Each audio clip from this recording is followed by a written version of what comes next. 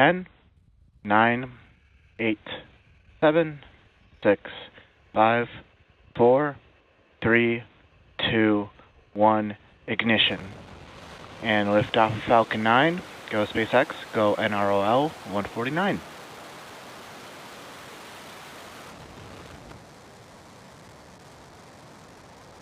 Stage 1 propulsion is nominal. Vehicle is pitching downrange.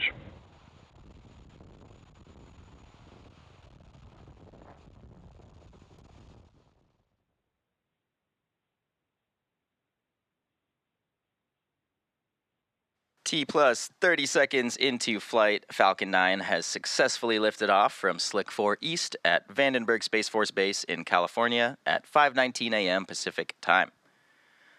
Coming up shortly here, we will be Power passing... and telemetry are nominal.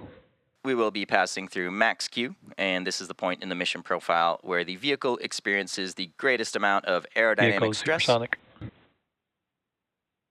Just ahead of max Q, we do throttle those M1D engines down.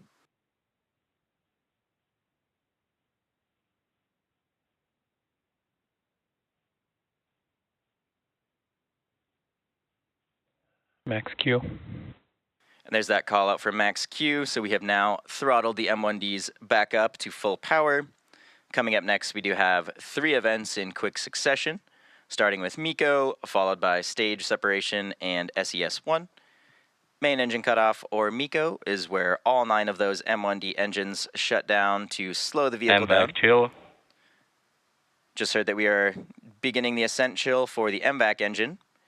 Of course, we do shut the 9 M1Ds down in preparation for stage separation. And then following that, the first and second stages will separate. After that point, the MVAC engine on the second stage will light, and that's sometimes referred to as second engine start 1 or SES-1. Now this burn on the second stage will last several minutes, and we use it to propel the second stage and the payload to our desired orbit. And in addition to those 3 major events, the fairing halves will separate from the second stage just about a minute after SES-1. Keep an eye out for those events coming up in just around 10 seconds.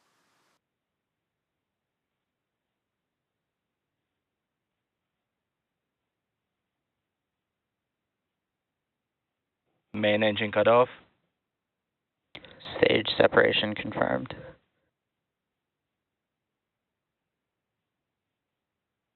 MVAC ignition. And there we go. We just heard those 3 callouts back to back. Again, those were MECO stage separation and second engine start 1. And again, as a reminder, we will not have any second stage views or payload views today at the request of our customer.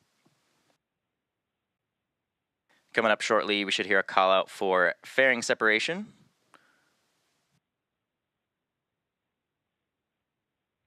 Fairing separation confirmed. And there we go. We just heard that call out of fairing separation. Both the fairing halves supporting today's mission are also flight proven. One half is flying for its 9th time, and the other half is flying for its 10th time today. And of course, we do attempt to retrieve the fairing halves for reuse as well, once they fall back to Earth. And today we will be recovering them with our vessel Go Beyond, currently stationed in the Pacific Ocean.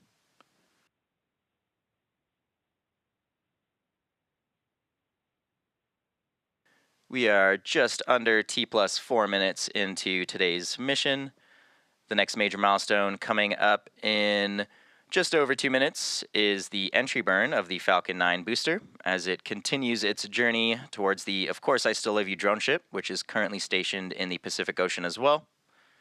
To start that entry burn, we do light 3 of the M1D engines.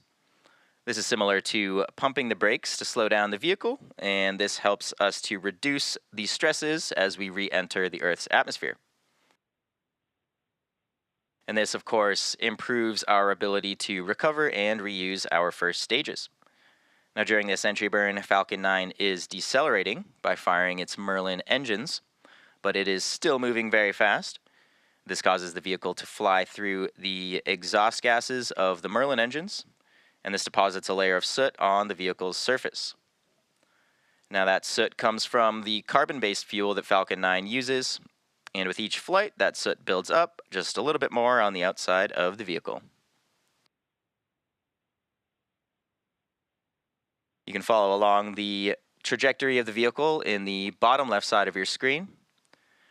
As you can see during this coast phase right now, we do just have a bit of a dark view from our cameras.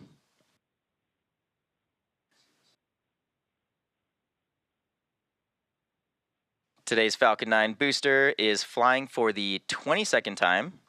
This booster has previously supported Sentinel-6A, DART, Transporter 7, 2 other NROL missions, among many, many others.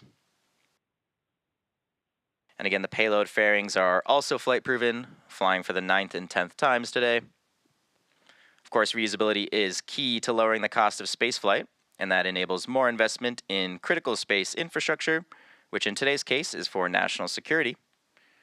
And while this booster is on its 22nd trip to space, we are working towards qualifying our fleet of Falcon boosters and fairings to support up to 40 missions each. And increasing Falcon's flight count will provide valuable information on repeated reuse, as well as being a critical element for making life multiplanetary with Starship. Just starting to get some views of the sunrise here from the first stage up in space. Stage 1 entry burn, start up. And there's confirmation that we have begun the entry burn.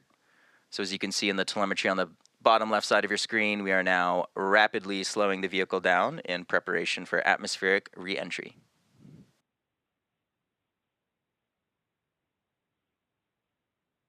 Stage 1 entry burn shutdown. There's confirmation of the end of entry burn.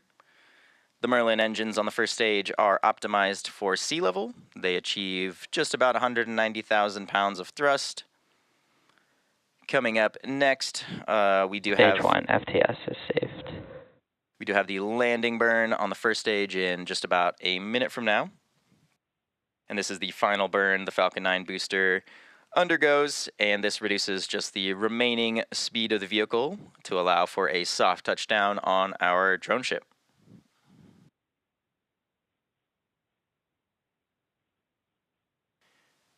You might be able to see those titanium grid fins have now deployed and are helping guide the vehicle back towards the landing site. Stage 1 transonic.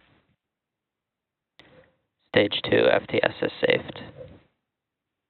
Coming up on the landing burn in just around 20 seconds or so. Again, keep an eye on that telemetry in the bottom left side of your screen.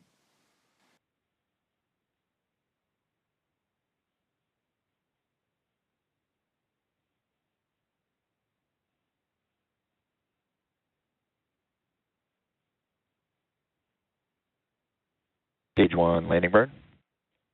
Stage 2 terminal guidance.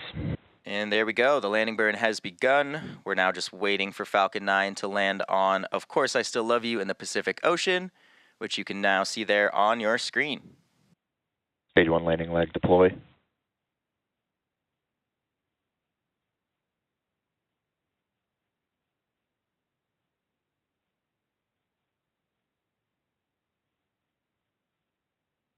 Stage 1 landing confirmed.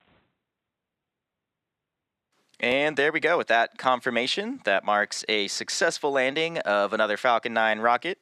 That was the 22nd launch and landing for this particular stage. And this landing marks SpaceX's 384th recovery of an orbital class rocket. And that includes first stage landings. First stage landings for both Falcon 9 and Falcon Heavies. And we did just hear that MVAC has shut down as well. This was the 127th mission for SpaceX this year. And great news there, we do have a nominal orbit insertion, but again, as a reminder, we will not be showing any stage 2 or deployment views at the request of our customer. So with the successful landing and orbital insertion for Falcon 9, we will be bringing today's webcast to a close. Thank you to the National Reconnaissance Office for entrusting us with today's mission. If you're interested in more launch coverage, please be sure to check out spacex.com/launches, as well as follow @SpaceX on X for the most up-to-date information. Thank you.